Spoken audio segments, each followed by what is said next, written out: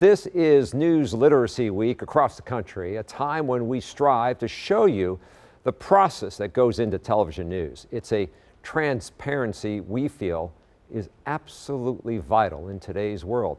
Now, we've been telling you about news literacy all week, and today we're teaming up with young journalists from Wauwatosa West High School to share stories they pitched and created. So here's our broadcast director, Jesse Garcia, with a look behind the scenes at how we did it.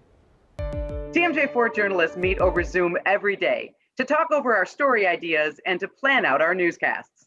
In fact, many of us are working from home. This is how journalism is done in this COVID era. So we asked our Wauwatosa West students to do the same. They came up with their own story ideas and their own questions. Then they set up the Zoom interviews and we started rolling. Journalists Annabelle Wooster and Sarah Stanislavski each interviewed two students.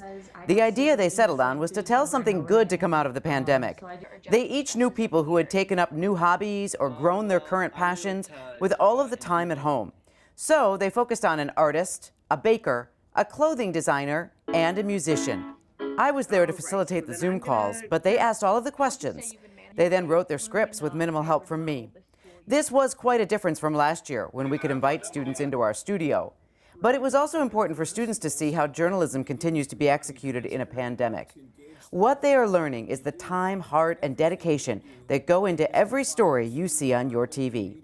Through working with TMJ4 for National News Literacy Week, I learned so much more about all the effort that goes into producing a single story. It took us a couple of weeks to produce our story, so the fact that breaking news can be produced within a couple of hours or even minutes is really eye-opening. I'm leaving this experience with so much more respect for journalists and everybody that works behind the scenes in order to tell a story. There's a significant amount of time and effort and countless decisions that are made to tell each story in the best way possible. And I think that really shows that journalists truly care about the stories that they tell and that they take reporting seriously. I don't think that there is a better way to become a more informed consumer of news and information than by actually learning about and going through that process yourself. And we're not done. Coming up in our next segment, the story created, written, and produced by the Tosa West students about the silver lining some students experienced during the pandemic.